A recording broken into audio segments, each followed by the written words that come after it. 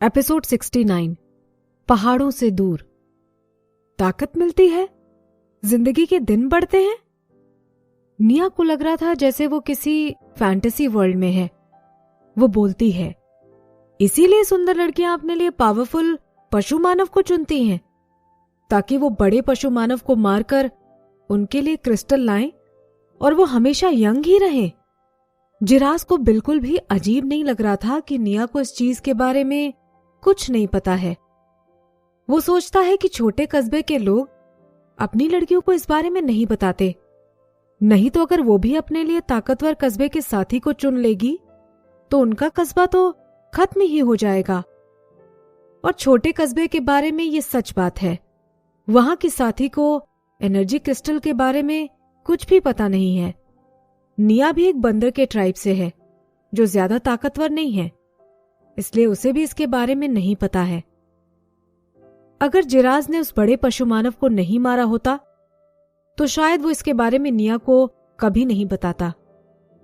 अब जब उसने इसे मार ही दिया था तो क्रिस्टल के बारे में बता दिया, इसीलिए पहली बार उसे वो अच्छा लगने लगा और आगे वो किसी और को अपना साथी नहीं बनाएगी।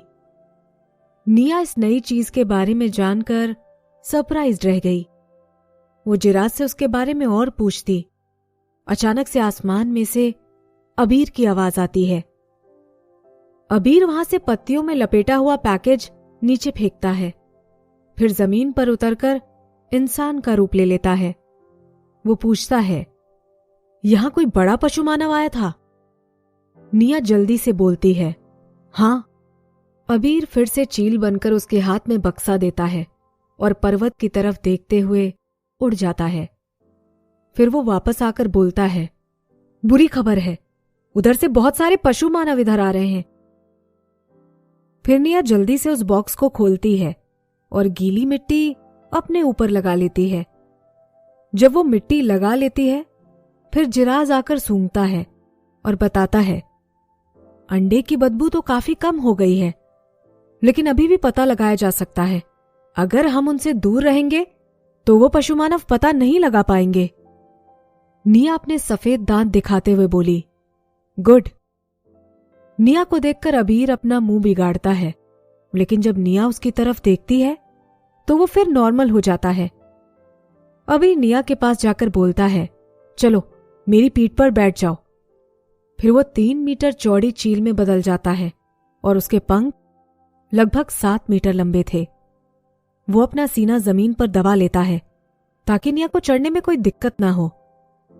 अपनी स्कर्ट पकड़कर निया ऊपर बैठ जाती है और फिर बोलती है, जिराज का क्या तुम एक और आदमी को बैठा सकते हो? तभी बड़े पशु मानव के दहाड़ने की आवाज आने लगती है और कुछ लोगों के सर तो दिखाई भी देने लगे हैं। अबीर उड़ने लगता है तो 2 बार सीटी बजाकर जिराज को इशारा करता है कि उसके लिए भी जगह बची है। जिराज पीछे मुड़कर बड़े पशु मानव को देखता है और बोलता है, तुम्हें मेरी चिंता करने की जरूरत नहीं है, मैं अपना देख लूंगा। अगर वो किसी दूसरे साथी से मदद लेगा तो निया पक्का समझेगी कि मैं उसके लिए काफी नहीं हूं। अबीर ज्यादा इंतजार नहीं करता है और तुरंत ऊंचे आसमान में उड़ने लगता है।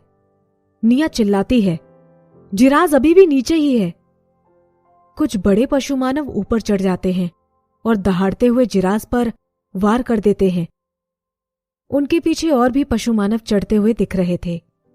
जिराज अपने मुंह में एनर्जी क्रिस्टल रख लेता है और फिर चीता बनकर 2 कदम पीछे लेता है। फिर वो पहाड़ की तरफ दौड़ने लगता है। निया चिल्लाती है, जिराज। फिर एक पशु मानव उसका पीछा करता है, लेकिन खुद को रोक नहीं पाता और नीचे खाई में गिर जाता है। चीता अपने शरीर को फैलाकर पेड़ की तरफ छलांग लगाता है और वो पेड़ की टहनी पर पहुंच जाता है और फिर दूसरे पेड़ पर कूद जाता है। निया को शांति होती है। ये जिराज उसे काफी डरा रहा था। जो पशु मानव नीचे गिरा था वो उन्हीं के झुंड में गिरा और उसकी वजह से 2 पशु मानव मर भी गए। वो वहां ऐसे गिरा जैसे गरम तेल में किसी ने पानी डाल दिया हो। एपिसोड 70 चीता राजा। बड़े पशु मानव सिर्फ महक के पीछे जाते हैं।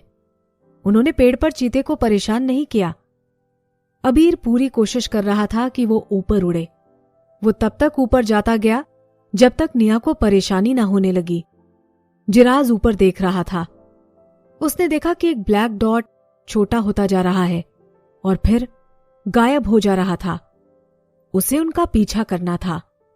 जिराज को वो दिखाई नहीं दे रहे थे, लेकिन अबीर की तेज आंखों को नीचे सब दिख रहा था। वो एक दिशा में उड़ रहा था। फिर उसने देखा कि पशु मानव का झुंड अब उनका पीछा नहीं कर रहे हैं। उसे पता था कि ये तरकीब काम करेगी। निया को इतना ऊंचाई पर उड़ने से काफी डर लग रहा था। ये इसलिए था क्योंकि ऊंचाई के डर से उसे सांस लेने में परेशानी हो रही थी, और सबसे ज्यादा परेशानी उसे अपने कानों में हो रहे पेनफुल सेंसेशन की वजह से हो रही थी। उसे ऐसा लग रहा था जैसे उसके कान में बहुत सारा पानी चला गया हो। अबीर के ऊपर लेटकर निया बोलती है, मुझे बहुत खराब लग रहा है। उसके सीने पर जो घाव था उसमें बहुत दर्द हो रहा था। उसने अपने हाथों से अपने सीने को ढक लिया। अब उसे थोड़ा वार्म और मॉइस्ट फील हो रहा था। उसका घाव फिर उभर आया। निया हवा ले रही थी, लेकिन उसकी बॉडी में ऑक्सीजन की कमी पूरी नहीं हो पा रही थी। वो बोलती है, नहीं, अब मैं यह और सहन नहीं कर सकती। वैसे तो अबीर की सूंघने की शक्ति चीते से कम है, लेकिन फिर भी उसे अपने पास से खून की खुशबू आ रही थी। वो जल्दी से उसे सूंघता है और पलटकर निया की तरफ देखता है। फिर वो अपनी बॉडी टेढ़ी करके नीचे उतरने लगता है। निया के कानों में आवाज आना और सीने में घुटन तो कम हो गई थी, लेकिन उसके सीने में दर्द अभी भी है। अबीर उसे लेकर एक पेड़ पर उतरता है और निया को नीचे रख देता है। फिर वो इंसान का रूप लेकर चिंता से पूछता है, तुम्हें खून क्यों आ रहा है? निया बोलती है, मुझे नागाल ने काटा था। अबीर ने कभी नहीं सोचा कि नागाल निया के साथ जबरदस्ती करेगा। अबीर पेड़ की टहनी कस कर पकड़ लेता है और गुस्से में बोलता है, जानवर। निया बोलती है, जिराज को कुछ भी मत बताना। अबीर चुप हो जाता है।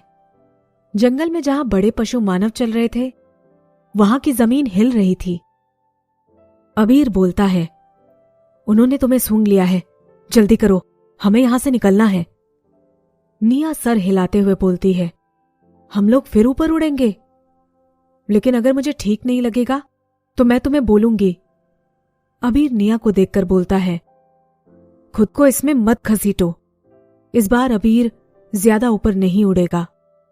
जब जिराज देखता है कि पशु मानव जा चुके हैं और ये एक बुरे वक्त का आगाज है, तो वो भी उनका पीछा करने जाता है।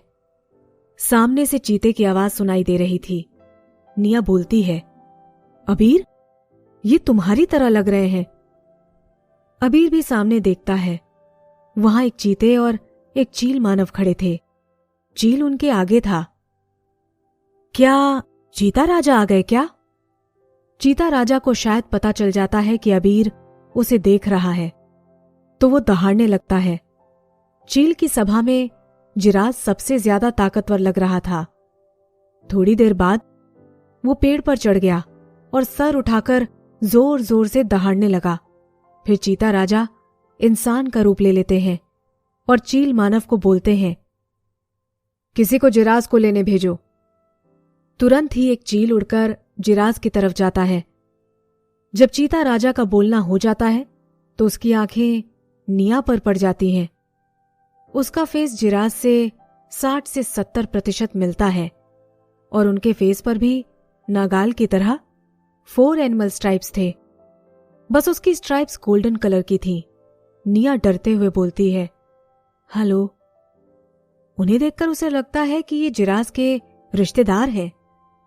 लेपर्ड किंग बोलता है, अच्छा हुआ तुम ठीक हो, चलो अब वापस सिटी चलते हैं।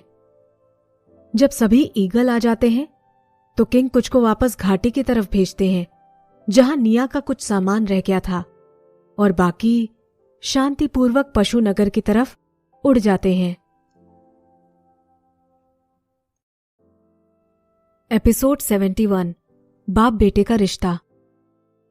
निया से जो अंडे की बदबू आ रही थी वो लंबे समय तक नहीं गई तो उसने खुद को बड़े पशु मानव से बचाने के लिए खुद को गीली मिट्टी से ढक कर रखा था। पशु मानव उसको देखकर परेशान रहते थे कि कहीं उसे कुछ हो ना जाए, इसलिए वो कोशिश करते हैं कि जल्द से जल्द वो लोग अपने ठिकाने पहुंच जाएं। उन्हें पशु नगर पहुंचने में पूरे 7 दिन लग गए। काले चील का झुंड स्टोन कैसल में चला जाता है और जिराज निया को अबीर की पीठ से उतारता है। जिराज बोलता है, निया, हम लोग कस्बे में पहुंच गए हैं। वो घर बहुत फैला हुआ होता है, रोशनी वहां बराबर पड़ती है और वहां का तापमान भी सही होता है। उन दोनों को साथ में देखकर अबीर की आंखों को अच्छा नहीं लग रहा था। वो बोलता है, मैंने पहले भी पशु मानव के झुंड को बुलाया था और अब फिर मैं उनको लेकर आऊंगा। अब अगर बाकी लोगों को तकलीफ हो तो होने दो। वो अपने साथी चील को ये बोलकर उड़ जाता है। निया उस उड़ते हुए चील को देखकर बोलती है, ये कहां गया? अबीर और बाकी चील मानव में कोई फर्क नहीं लग रहा है। अगर वो सब साथ में आ जाएं, तो मैं पहचान ही नहीं पाऊं। जिराज बोलता है, तुम उसकी चिंता क्यों कर रही हो? तभी अचानक कोने में से चीता राजा उन दोनों को देखकर दहाड़ता है। जिराज तुरंत जवाब देता है, ठीक है पापा। फिर वो निया को हॉल से बाहर लेकर जाता है। जिराज बोलता है, चलो मैं तुम्हें अपना कमरा दिखाता हूं, तुम वहां आराम कर लो। निया बोलती है, ठीक है। निया को वो स्टोन कैसल अच्छा लगता है। वो पूछती है, ये तुम्हारा घर है? जिराज बोलता है, नहीं, ये मेरे पापा की जगह है। निया मुस्कुराकर बोलती है, हाँ, तो जो तुम्हारे पापा का है वो तुम्हारा भी तो हुआ ही ना। जिराज अजीब तरीके से देखकर बोलता है, बिल्कुल नहीं। फिर वो एक छोटे कमरे में जाता है। वो निया को घास पर बैठा देता है। फिर वो अपने मुंह से क्रिस्टल निकालता है और घास के नीचे छुपा देता है। जिराज बोलता है, ये वही जगह है जहां मैं सोता हूं। वहां घास के ढेर के अलावा कुछ भी नहीं था। निया बोलती है, कमरे से ज्यादा उसे जेल बोलना चाहिए। निया आसपास देखती है और फिर बोलती है, क्यों? मुझे पता है तुम्हारे बहुत भाई हैं और तुम्हारे पापा अपना सारा सामान अपने फेवरेट लड़के के रूम में रखते हैं। उसे समझ आ रहा था कि वो रूम खाली क्यों है, क्योंकि ये जगह भी काफी पुरानी है, तो शायद यहां ज्यादा फैसिलिटी नहीं होगी। जिराज उसकी तरफ अजीब मुंह बनाकर बोलता है, मैं ही वो बेटा हूं जिससे पापा बहुत प्यार करते हैं। जिराज उसे बताता है, यहां पर मेल सारी चीजें खुद करते हैं। जो पापा का है वो पापा का है और जो बेटे का है वो बेटे का है। मेरे पापा की जिम्मेदारी सिर्फ तब तक की थी जब तक मैं बड़ा नहीं हो जाता। वो अभी यहां के चीताओं के राजा हैं और जो उन्हें हरा देगा वो फिर यहां का राजा बन जाएगा। निया ये सुनकर खुश हो जाती है और पूछती है, तुम्हारे पापा यहां के राजा हैं? कितने साल से? अबीर बोलता है, 20 साल से। जब जिराज ये बता रहा था उसकी आंखों में एक तेज दिख रहा था। वो आगे बोलता है, एक दिन मैं उन्हें हराकर यहां का राजा बनूंगा। जिराज की आंखों में इतना पैशन और डिटर्मिनेशन देखकर निया बोलती है, जरूर करो। बाहर से फिर किसी औरत की आवाज आती है, बेबी। निया दरवाजे पर देखती है। उधर से एक औरत टाइगर स्किन टॉप और लेदर स्कर्ट पहनकर दौड़ते हुए आ रही थी। वो औरत बहुत सुंदर थी। एपिसोड 72 दवा दारू। ये तो जिराज की बड़ी बहन की तरह लग रही है। ये सोचकर निया मुस्कुरा देती है। जब जिराज उसे मां कहकर बुलाता है तो वो चौंक जाती है। निया अपने कान साफ करती है। निया उसका हाथ पकड़कर पूछती है, क्या? अभी क्या बोला तुमने? जिराज बोलता है, मां। ये बोलकर वो अपनी मां को गले लगा लेता है। वो आगे बोलता है, शुक्रिया मां, आपने पापा को निया को बचाने भेज दिया था। अंजलि उसे दूर कर देती है और बोलती है, तुम अभी भी बच्चे हो, अब तो तुम्हारे पास साथी भी है। अंजलि निया को देखती है और अपने दोनों हाथ उसके चेहरे पर फेरती है और बोलती है, मैं ज्यादा जवान दिख रही हूं? निया हाँ में सर हिलाती है। अंजलि बोलती है, सब इसके पापा की वजह से है। ये भी आगे चलकर गायब हो जाएगा। ये भी उन बड़े पशु मानव को पकड़ कर आएगा। फिर वो निया को बोलती है, तुम्हारे चेहरे पर इतनी मिट्टी कहां से लगी है? मैं अभी पानी लेकर आती हूं। निया आंखें नीची करके बोलती है, कोई बात नहीं, ये मैंने जानबूझकर लगा ली है। थोड़ी देर चुप होने के बाद बोलती है, क्या आपको पता है रिलेशनशिप को कैसे रिजॉल्व करते हैं? अंजलि के चेहरे की मुस्कुराहट गायब हो जाती है। उसकी नजर निया के एंकल पर बने स्नेक टैटू पर पड़ी। उसकी आंखों में ज्यादा दुख लग रहा था। अंजलि बोलती है, हां, लेकिन तुमने क्या कभी इसके बारे में सोचा है? निया कुछ नहीं बोलती। उसे नागाल की याद आती है कि उसने कैसे कई बार निया के लिए खाना बनाते हुए अपने हाथ जलाए थे।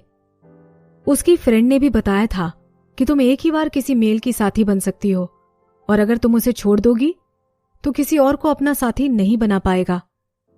पर क्या वो सच में अपने और नागाल के बीच की सारी पॉसिबिलिटीज खत्म करना चाहती है? जिराज गुस्से में निया का हाथ पकड़कर बोलता है, उसने तुम्हारे साथ जबरदस्ती करने की कोशिश की।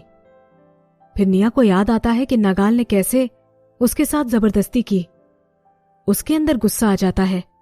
मैंने सोच लिया है, अब मैं उसके साथ कोई रिश्ता नहीं रखना चाहती। ये एनिमल टैटू वेडिंग सर्टिफिकेट से कम नहीं है। अगर ये मिट जाएगा तो ठीक है, और अगर आगे चलकर इसे नागाल के साथ रहना है तो इन्हें वेडिंग सर्टिफिकेट की भी जरूरत नहीं पड़ेगी।